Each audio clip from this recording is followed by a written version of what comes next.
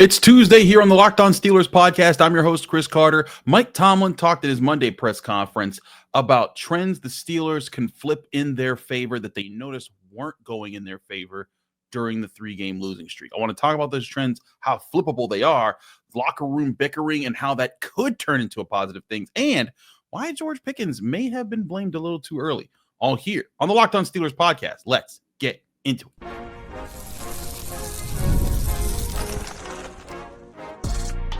You are Locked On Steelers, your daily Pittsburgh Steelers podcast, part of the Locked On Podcast Network, your team every day.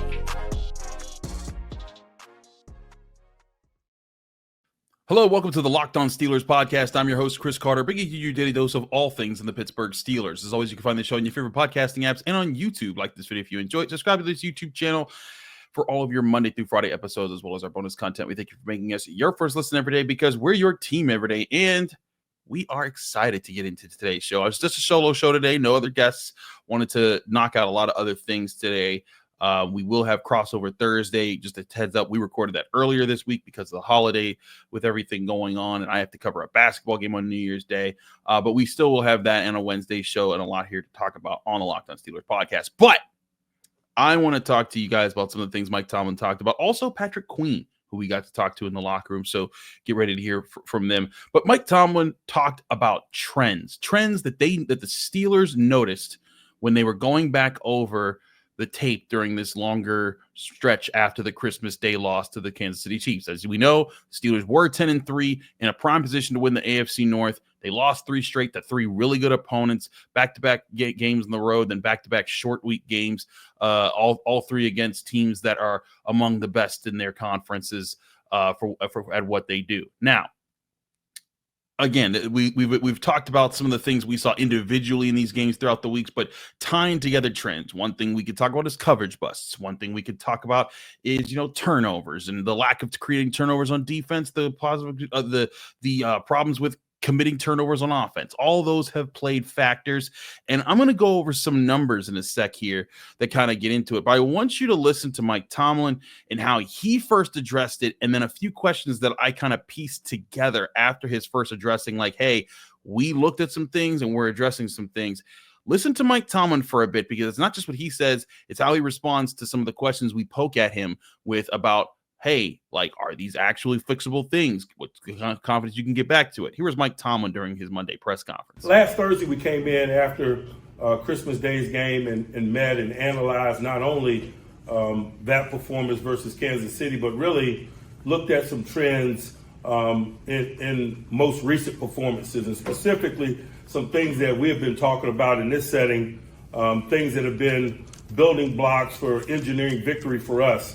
The turnover culture, our ability to safeguard the ball, our ability to get the ball, really in recent weeks has been compromised. And we looked at that and analyzed that in an effort to flip that trend. Certainly, we've done a nice job largely over the course of the season of taking care of the ball and on the other side of getting the ball. But I think our inability to do those things really kind of shaped the most recent performances, particularly on Christmas Day, man. We turned that ball over going into the end zone. That's significant. We turned the ball over at the start of the second half on the short field, provided those guys a short field, and you just can't give offensive units and offensive players like Mahomes short fields. You can't take points off the board when you're in scoring position. Touchdown, a field goal, and obviously with the ridiculous consistency of Boz this year, when you're turning the ball over in the red zone, you're definitively taking points off the board. Coupled with that, because it's two sides to the coin, we haven't seized opportunities when the ball has been on the ground or tipped up in the air. Our punt team, I think for the second time in 2 or 3 weeks, has had a ball on the ground that we weren't able to recover. We had a ball tipped up in the air that we had an opportunity to catch that would have given us great field position around the 30-yard line. We didn't catch that, and boy, you just need those type of splash plays, particularly when you're in tight ball games versus good people. Oftentimes, it shapes the outcome of the game. I think back to the first time we played Cincinnati, we gave up a pick six early in the game, but we created a defensive score later in the game to offset that, and we won essentially by one score. And so if you're not taking care of it, you certainly better get it. And ideally, which is what we've done over the large part of the season, you want to be able to take care of it and get it. You talked about some of the shortcomings you guys have had, turnovers, things that you guys have been good at. How do you coach this team to get back to doing the things that it's been good at outside of this past 3 games? I coach them the exact same way that I've coached them in that regard all year. We've had that agenda all year, and largely it's been good for us. We didn't wane in terms of the agenda. The production has not been what we wanted it to be, but it doesn't mean that we change our approach to business or our values. We value protecting the ball. We value getting the ball. We're going to continue to live that life. We're going to continue to emphasize it not only in our words, but in our physical action leading up to performance. But we've done that, and it will continue. How much do you value having players who've been part of a turnaround, like a 3-game skid you guys had last year? You win 3 games to get to the playoffs. Is that something that you value or even think about? I think that everybody in these locker rooms, not only ours, but others, have been a part of things that you mentioned. You don't get to perform at this level unless you smile in the face of adversity and overcome some things. And so I generally always proceed with that assumption. I proceed with the assumption that we all have a can-do approach, that we're all products of experiences that have put us here, and it's been a lot of success, a lot of smiling in the face of things. And so we don't waste a lot of time pondering that. We just know that it's there for individuals and for the collective. So a few things there. When I asked Mike Tomlin about the question about, trying to see, how they get them back to where they were before the losing streak. And I wanted to see how he responded to this. And I liked the way he did, because he acknowledged going back to what he said, we did not wane in terms of the agenda. The production has not been what we wanted. That's his way of saying, listen, not every plan every week is the same, but the effort that goes into those plans, that always is present, and you're taking every opponent seriously. And I think the Steelers have, like I've talked about, looking at the play, like the coverage busts we've seen, the mistakes that have been made, the plays have been there.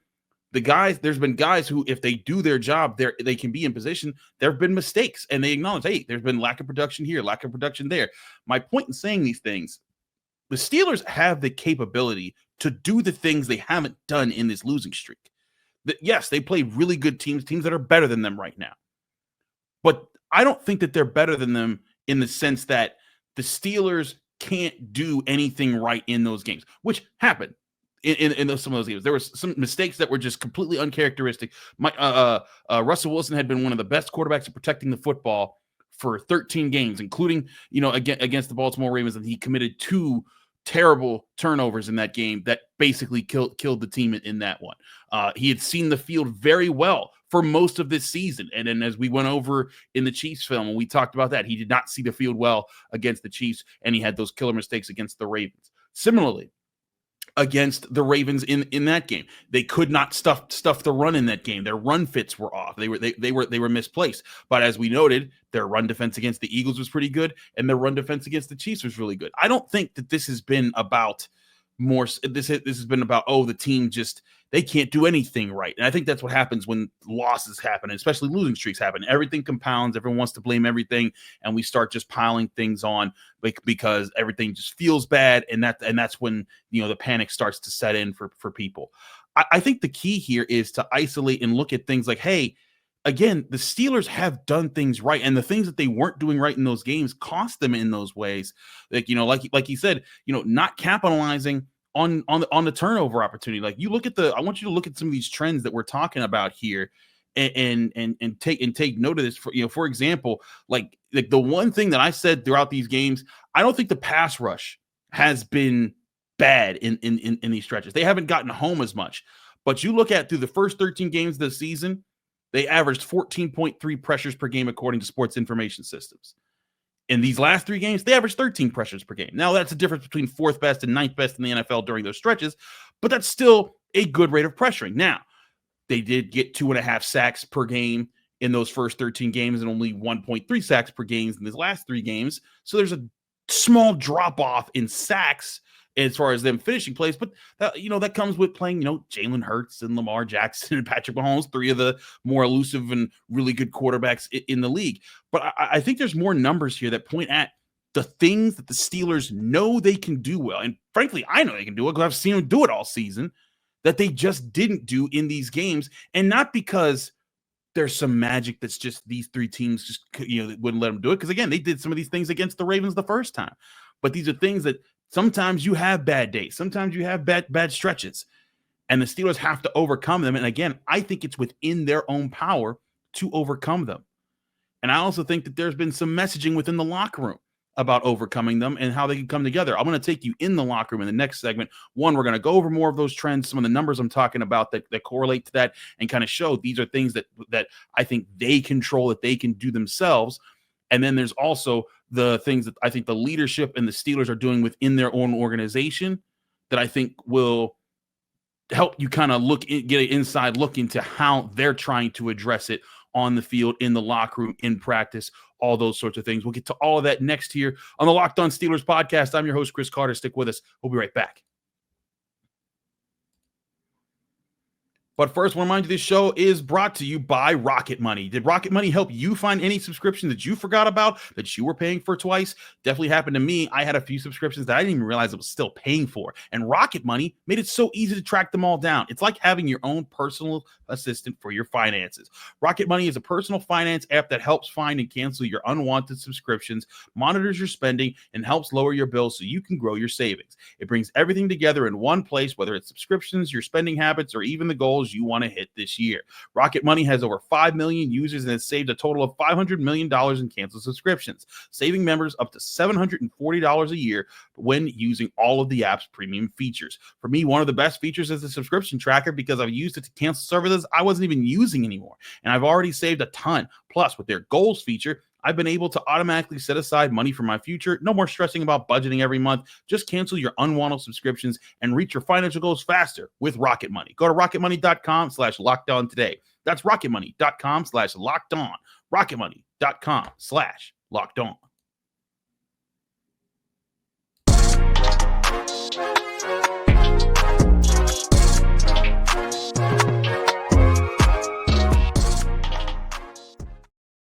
We're back here on the Locked On Steelers podcast. I'm your host, Chris Carter. It's the Tuesday episode. We're on a solo show today. So I want to get back into some of these trends. Mike Tomlin talked about the things they were doing. Like during those first 13 games, they were averaging 1.1 interceptions per game. So more than an interception per game they averaged. They got one interception in these last three games. So about, a third of an interception per game. That's like, almost literally less than triple the rate that they were getting in those games. In those first 13 games, they forced 9 fumbles in 13 games and in the pass rush alone. I'm not even talking about like punch outs because sometimes those can be arbitrary, but we know about how the pass rush can be a place where you can isolate forced turnovers by getting to the quarterback and punching the ball out there, or plays that were kind of caused by the pass rush doing it. In their first 13 games, they had 9 forced fumbles in the pass rush. They recovered 8 of those fumbles when they did that. When you look at the last 3 games, they have forced 2 fumbles in 3 games. That's a pretty good rate on the pass rush, but they've only recovered 1, and that one was when Watt punched out the ball on Jalen Hurts. Again, it wasn't a sack, but it was a play where they kind of chased him out of the pocket, and because it was their pass rush that set it up, that kind of gets credited for doing that, at least according to Sports Information System. Point being, they were able to do that a little bit. I don't think the pass rush is the biggest problem right now. I think that they could be a little bit sharper here and there, but I think the differences there are marginal. I think the real trends, when you look at other things, are how they've handled things elsewhere. For example, you look at how they've done it. We've talked about the coverage. We've talked about the communication and how big it is. I really think it comes down to that and the missed tackle issue that they've been facing.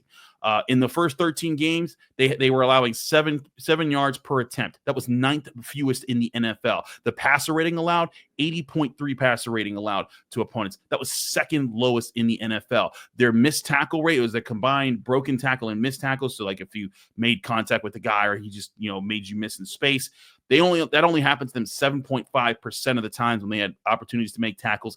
That was the 2nd best rate in the NFL over the first 13 games. Again, All things that come down to them playing to their details, doing their jobs.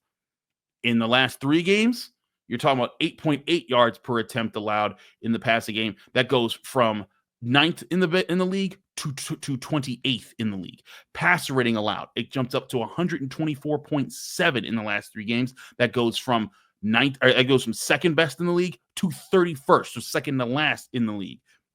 And then again, the biggest tell here, and again, this comes with things that are within their control and about being in position and handling things the right way. They went from second best broken tackle and missed tackle rate in the NFL to second worst. They went from 7.5% on missed tackles and broken tackles to 15.5%, almost doubling the rate of how often they missed a tackle or allow a tackle to be broken when they were playing another team. And also another factor that kind of shows the pressure isn't the problem as much here. It's not about TJ Watt and Cam Hayward and Alex Highsmith and them crew. I think they're still getting the job done. Before, when they were getting pressured, I think this stat might show the biggest piece of this. When they were getting pressure on quarterbacks in those first 13 games, quarterbacks passer rating allowed in those situations was 66. That was 11th best in the NFL.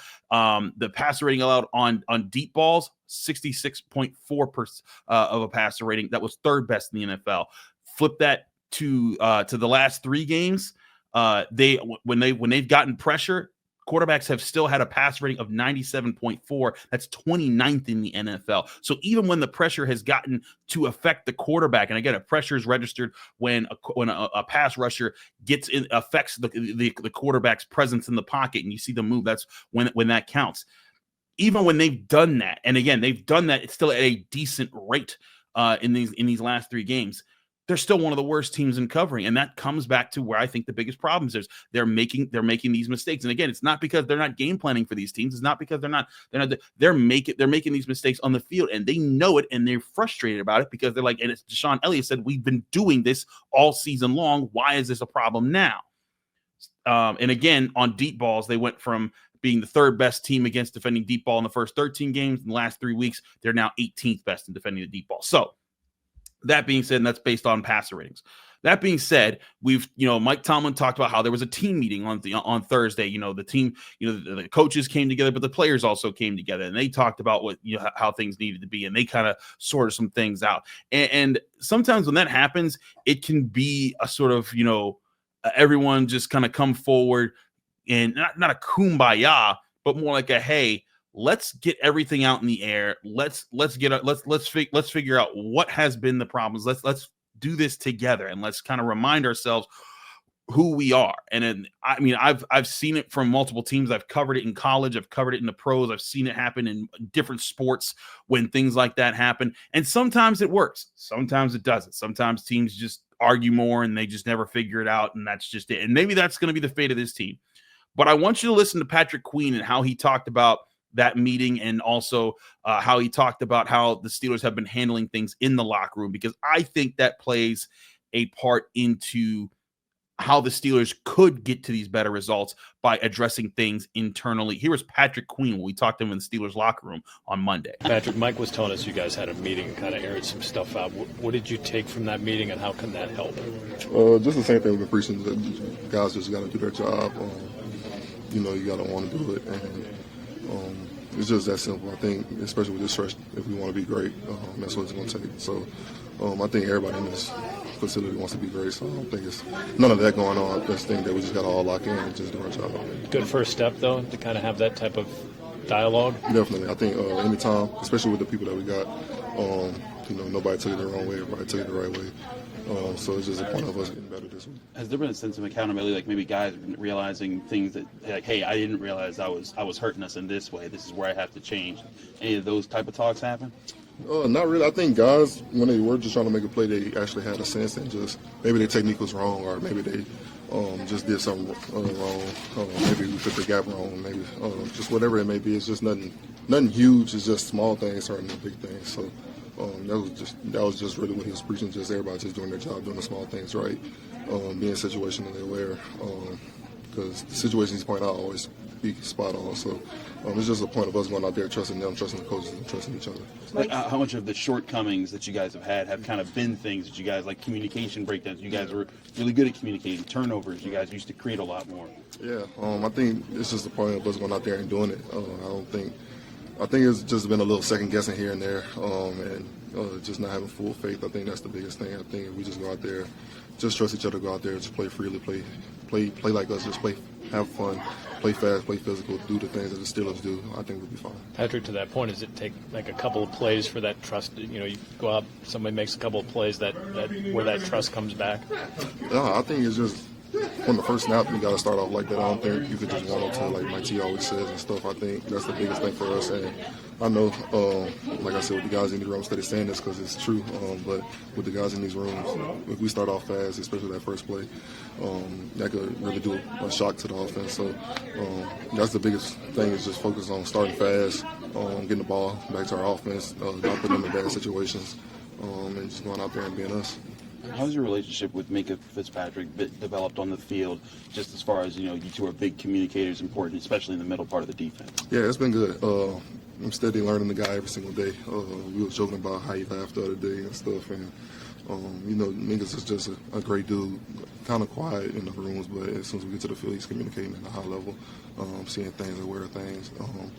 And I think that's when I say we got to have more faith in each other as teammates. We just got to see every single play. We just got to communicate at a high level, no matter what we're seeing, no matter what the play call is, no matter what they're doing on offense. I think if we go out there, and not just me and him, just the whole defense in general, I think that'll be a key to seeing how we grew. So, when I asked Patrick Queen that first question, where I was kind of poking to see, like, okay, were the mistakes that you're talking about here, are these mistakes where guys are just being like, man, I didn't think I was the problem here, or there's a consistent mistake here, and it's just like, dag nabbit, like this isn't, how can we figure this out? He kind of pointed out, and I think this is where whenever we talk about the margins between winning and losing being so thin, I think some of it comes down to like it comes down to like, hey, you know what? We can do this a little bit better. We started out the season doing this well. We have to get back to doing it. Like the pursuit angles, tackle angles, containing quarterbacks' escape lanes, communicating and trying to avoid when teams are trying to cross you up. I think that's honestly been a biggest part of one of the biggest parts of the problem when it comes to coverage is when an offense comes out in alignment and you're in man or you're in zone, and you just have to trust each other to be like, you have to, one, know your assignments well enough in those moments. And as Mike Tomlin pointed out, and as the team has pointed out, like, hey, when new guys are coming in because for injury, sometimes there can be mix-ups in when things are moving fast and you're thinking like, oh, I got this guy on this play. And that's where breakdowns happen. And you'd be surprised how often that happens everywhere in the NFL. I saw it happen like 5 times on Monday Night Football when I was watching Lions-Niners. But more than 5. But anyways, and that's not an excuse for it to happen. It's an acknowledgement that's like, hey, this is where they can fix things, because early in the season, those mistakes were fewer and a lot more far between. It's just when I looked at the Steelers on tape throughout the season, their communication was one of their best features. In fact, you heard us talk about it on this show and how when they beat the Ravens the first time, when they countered teams that had good offenses, they were able to communicate and figure things out and make plays in big moments because they had that down. And that hasn't been an asset to them the last 3 weeks. They have to get back to that. And that's why them challenging each other. That's why them, quote unquote, bickering in the locker room. Bickering not in the sense that they're, hating each other and it's like siblings where you're just not making any productive results. It's kind of challenging each other. It's kind of saying, hey, I can do this, but I need you to do this with me. That's what this team has to get back to doing. That's what this team has to do to kind of get back onto those positive trends. Because again, you look at what they've done especially on defense with what they've done. They've been a good tackling team. They've been a good defending team through the air. And again, against good passers that they've done that against. They've been a team that's capitalized off their pass rush, both in how they've forced fumbles and recovered fumbles in their pass rush, but also based off of how they've gotten their plays. In fact, you look at how they've been able to get some of those interceptions. A lot of those interceptions came off of pressures when they were being created, and that's because the secondary was in position oftentimes where, hey, if the pressure forces a mistake and an errant throw, we're going to be in the right spot. Dante Jackson, most of his interceptions don't happen because he was just playing Darrelle Revis style coverage and just was perfect. And he threw a ball that should have been caught, but he made it an interception because he's elite. He's made those interceptions this year, and 5 of them, because oftentimes he's playing within the scheme and they're trying to force certain mistakes from quarterbacks with pressure, with the combination of things, with different looks that kind of work into an articulation of just continuing to pressure and then have things mount on quarterbacks' minds. And then eventually you get the mistake, you get the crack. And when you get those mistakes, you got to capitalize on them. Much like, TJ Watt, he was eyeing up Patrick Mahomes in this game for that pass over the middle to Travis Kelce. He tipped the ball up. Patrick Queen had it. You got to intercept that in those moments. And especially against the really good teams, you have to have that moment. Again, Patrick Queen dropping that interception, that's not because of how great Patrick Mahomes is. That's not because Andy Reid was a genius. That was a play to be had right then and there. Russell Wilson throwing the interception to Pat Freiermuth. That's not because the Chiefs did anything special. He shouldn't have thrown that ball. He knows you shouldn't throw that ball. And if he looks to his right, he sees Van Jefferson's wide open in the end zone. I think sometimes that there's when losing, again, when I come back to this point, when losing happens and it starts to happen, it compounds upon itself. Everything starts to fall under blame and nothing appears to be right when you start to panic and you start to look at things. When you break things down and you compare, like, hey, one thing coaches will always tell you, control your controllables. And sometimes that's the best way how to stop the bleeding. That's the best way how to get back on the good foot, to get back on the right track. That's what the Steelers need right now. And I want to talk more about how they can get back on the good foot with a really important player that they absolutely need. We talked about him on yesterday's show, and that's George Pickens. I want to talk about something that Mike Tomlin said about George Pickens during his press conference yesterday, because I thought this was very interesting, and I think it plays more into things that George Pickens does for this team. We'll talk about that next here on the Locked On Steelers podcast. I'm your host, Chris Carter. Stick with us. We'll be right back.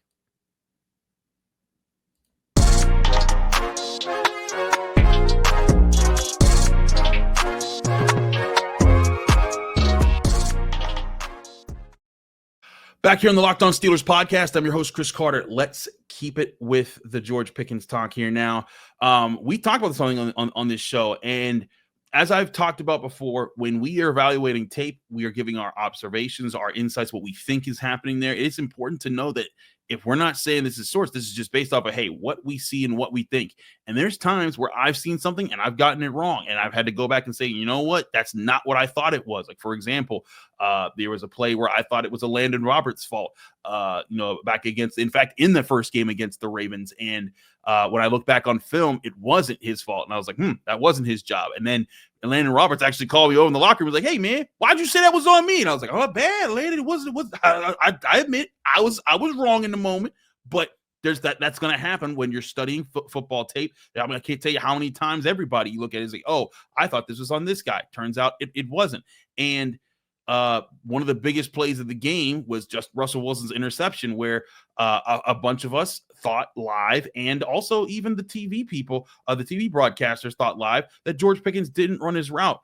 I want you to kind of listen to how Mike Tomlin, addressed how George Pickens has been and how that play maybe didn't happen the way that we've all been talking about it. Here's Mike Tomlin. George Pickens seemed visibly frustrated at the end of the last game, just on the field. What have you seen from him, and how have you two interacted since then, as far as what you guys need from him in big moments? Just saw him in the training room, and he had a smile on his face. It was good to have him back. Certainly the game didn't unfold the way he or we would like. But as I mentioned, frustrations are a component of losing. I tend to focus my energies on constructing victory and worry less about those things. We got good people, including George. We're able to get over some of those bumps in the road that's associated with failure and keep it moving. Mike, on the interception that Russ threw against the Chiefs, it looked like maybe George broke off his route a little early. Was that the case? And how do you maybe assess the effectiveness of George's route running? Not at all. George's route running had zero to do with that interception. George was fine last weekend or last Wednesday. So, a few things. One, there is the chance that Mike Tomlin's covering for George, but we've also seen him call out George. Like last year, if you remember, like after the Jaylen Warren not blocking thing, Mike Tomlin was like, yeah, that has to be better. If that was an issue, I think he would say something there. There's maybe the chance that he's being like, that wasn't on him. But I also urge people to remember that, like, again, we don't, just because we think we see something that we're assuming, oh man, if George Pickens just runs this deep route, the safety has to hold over there a little bit more, and then he can't get over the Pat Frymuth. And that sure would sound great and grand.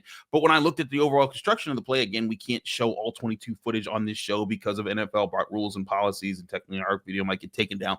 But we can't, I look back at that play, there's open guys on the other side of the field that Pat Frymuth kind of opened up with his just running down the middle, and George Pickens didn't look like he was necessarily going for the deep route at any point in time. And so I'm like, maybe there is merit to that. There was a play years ago where, and Mike Tomlin often will do this too. He will give you enough of what he wants you to know without saying what really happened. I remember there was a play where like Artie Burns got blamed for not sticking to an assignment in the play. And I found out after the fact it was because he was told that he would be in man coverage all game long, and the Steelers needed to switch to a zone because they were playing the Patriots. In fact, it was that 2018 win over the Patriots.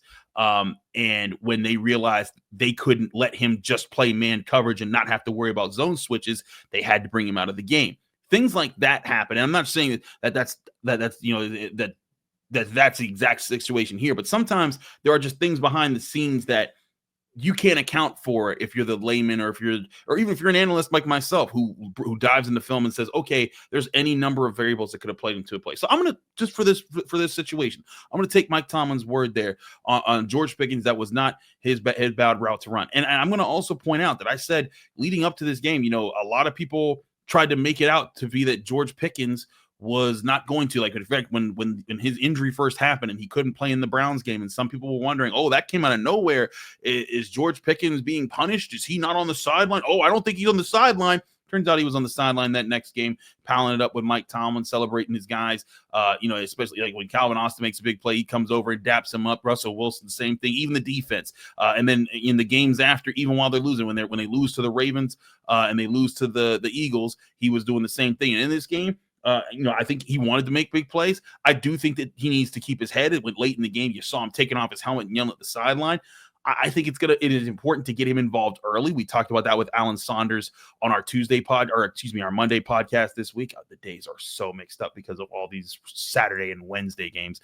But I think that it is important to get him involved early. But I don't think that his lack of effort might be as big of a problem as it's been made out to be, because looking back over the game, there were times that he was getting open and he was beating his man and he just wasn't getting looks. I do think that Russell Wilson, part of it's been the problem has been, I think that his vision's been a little bit blurred and impacted over the past couple of weeks. He has to snap out of that. That's why I talked about yesterday as far with Allen about how I think that if Russell Wilson, I'm not saying Russell Wilson deserves to go right now or he deserves to be benched, but I am saying that if he wants the long-term deal, at least it's the next 2-3 years or whatever, for decent money with the Steelers, not $30 million, don't pay him that much, but a good quarterback contract to be with a good team moving forward, he's got to prove it in these next few games here, especially this game, especially in the playoffs, because they're guaranteed a playoff game. And when I say playoffs, I mean by winning them a playoff game, getting them to a second one, and maybe even getting them to a third one.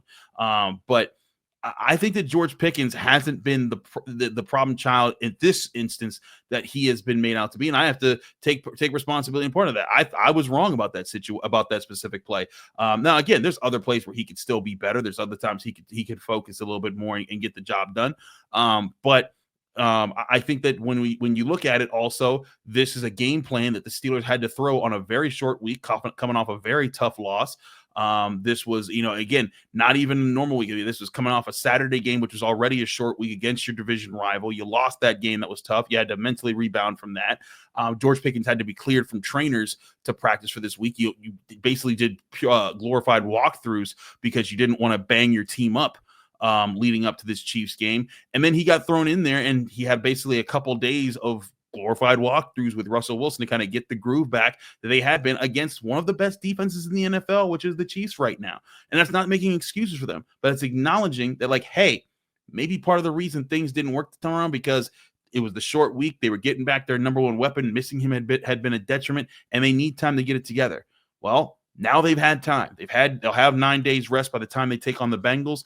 They'll have time to kind of get their chemistry back and also build off of how they use George Pickens, because sometimes it's about how you get him your deep shots down the field, and sometimes it's also about how you use him as a decoy to get other guys chances to make plays. And we've seen when George Pickens catches a ball, especially early in the game, and he gets a big play, when other guys make big plays, he's there to celebrate them. He's not pouting when other guys get their success, as long as I think that he feels like he's part of that success. And I think another thing that you look at in how things have played out, in the trends that we've talking about, those trends where George Pickens, he played those 13 games on the deep ball. Even when you factor in Justin Fields' numbers, the Steelers were averaging 14.2 yards per attempt on deep passes.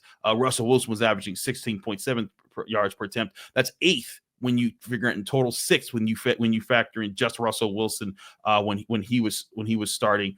And also it also allowed them to do it a lot more during games because they were averaging 55.8 yards per game on deep balls. That was fifth best in the NFL. That jumped up to 74.1 yards per game on deep balls when Russell Wilson was good. So when Russell Wilson was there, they were averaging 74 yards per game on deep ball passing, which means that when the ball travels 20 yards or more. That was third best in the NFL during the stretch when Russell Wilson started for the Steelers, up until this losing streak. And then in this losing streak, which again, two of those games you don't have George Pickens, one of those games you just get him back on a very short week's notice and you don't get really a chance to practice too much with him.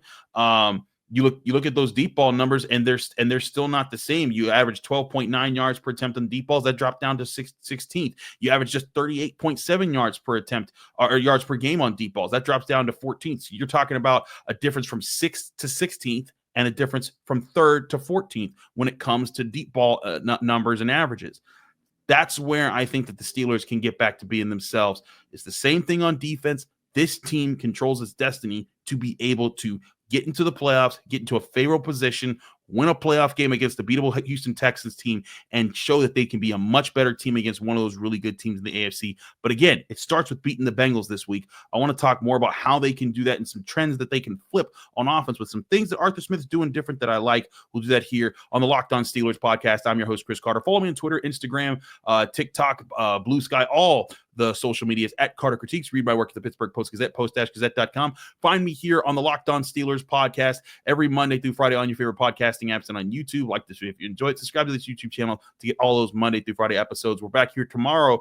Happy New Year's Eve, everyone. We hope that you enjoy your New Year's Eve. We'll be back on New Year's Day with more on your Pittsburgh Steelers right here on the Locked On Steelers podcast.